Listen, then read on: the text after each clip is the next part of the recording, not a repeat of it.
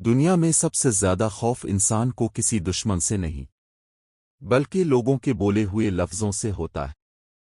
انسان اکثر گناہ سے نہیں ڈرتا، اللہ کے حکم سے نہیں ڈرتا، بلکہ ڈرتا ہے اس ایک جملے سے، لوگ کیا کہیں گے۔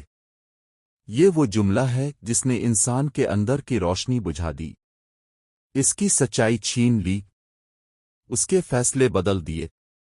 لوگوں کے خوف میں ہم وہ نہیں بن پاتے جو اللہ چاہتا ہے ہم بنے، ہم وہ بننے لگتے ہیں جو دنیا چاہتی ہے ہم بنے۔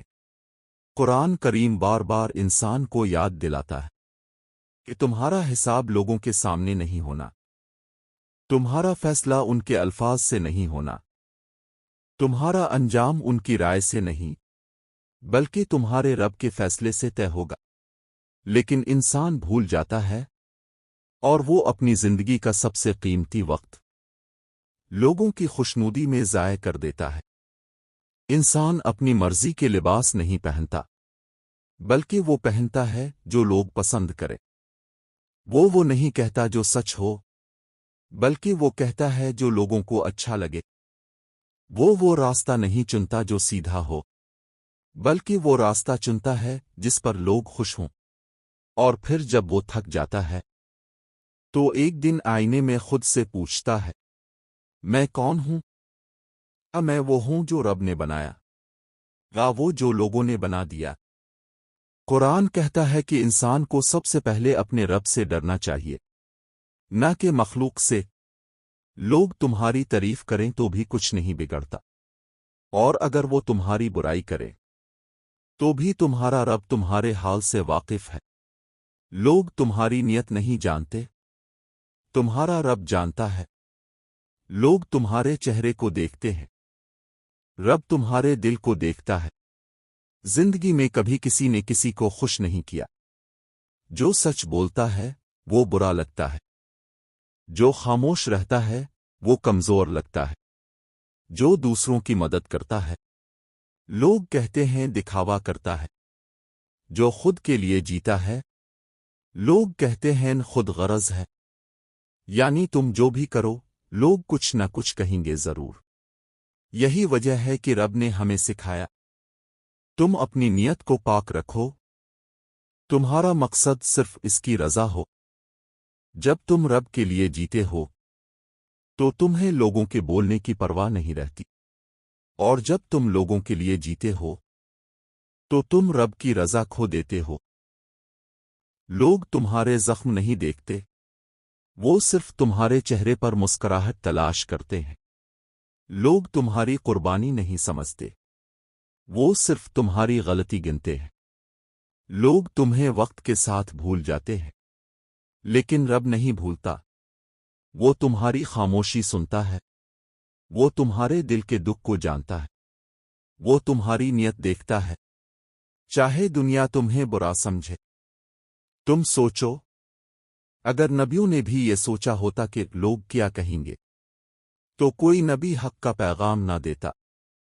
لوگوں نے ان پر ہنسی کی، ان کو جھٹلایا، ان کو تکلیف دی، لیکن انہوں نے کہا میں وہی کہوں گا جو رب چاہتا ہے۔ یہی ایمان کا مقام ہے کہ تم سچ پر قائم رہو، چاہے ساری دنیا خلاف کیوں نہ ہو۔ لوگ کیا کہیں گے کہ دراصل ایک قید ہے، ایک ایسی زنجیر جو انسان کو اپنے خوابوں، اپنی عبادت اور اپنے ایمان سے دور کر دیتی ہے۔ یہ خوف شیطان کا سب سے بڑا ہتھیار ہے۔ وہ تمہیں رب سے نہیں ڈراتا، وہ تمہیں لوگوں سے ڈراتا ہے۔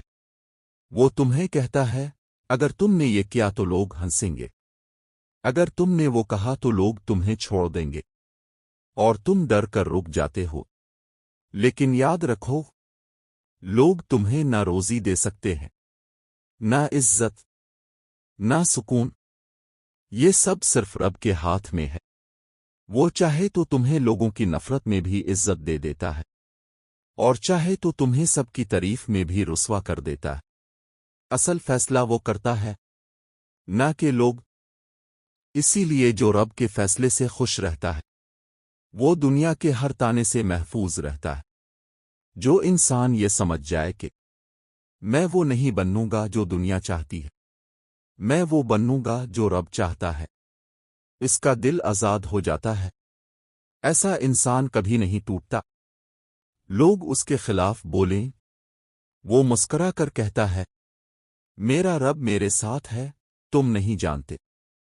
یہی ایمان کی طاقت ہے، یہی قرآن کا سبق ہے۔ لوگ بدلتے ہیں، زمانہ بدلتا ہے، لیکن رب کی محبت نہیں بدلتی۔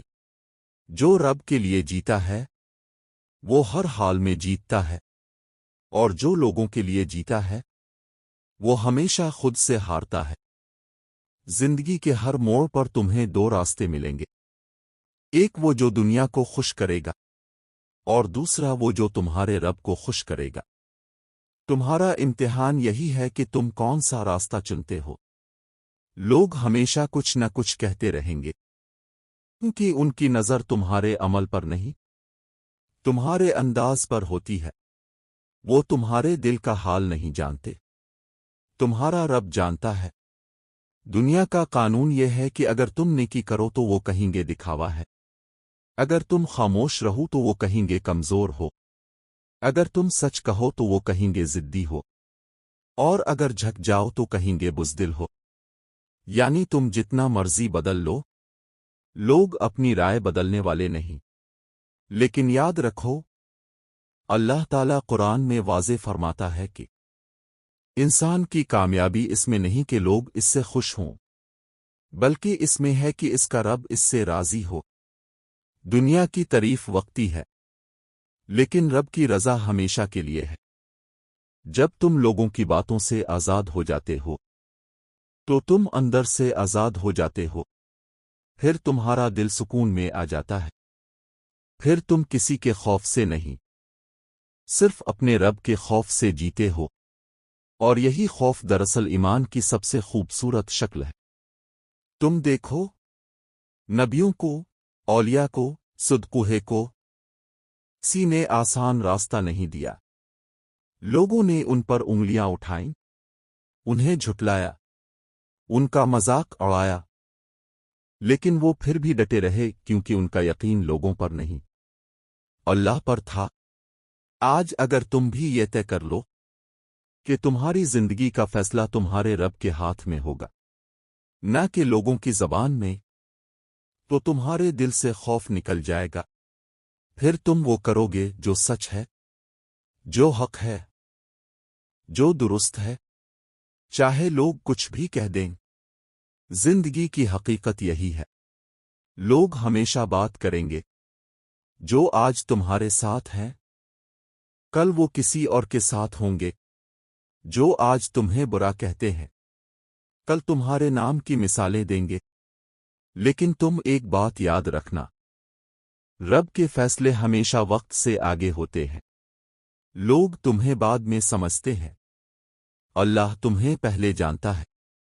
تم اپنی نیت کو سچا رکھو۔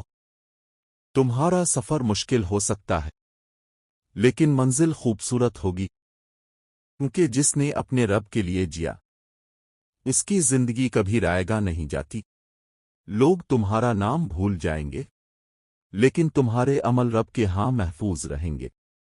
لہذا اب جب بھی تمہارے دل میں یہ خیال آئے لوگ کیا کہیں گے، تو خود سے ایک سوال کرو، اگر میں یہ نہ کروں تو رب کیا کہے گا؟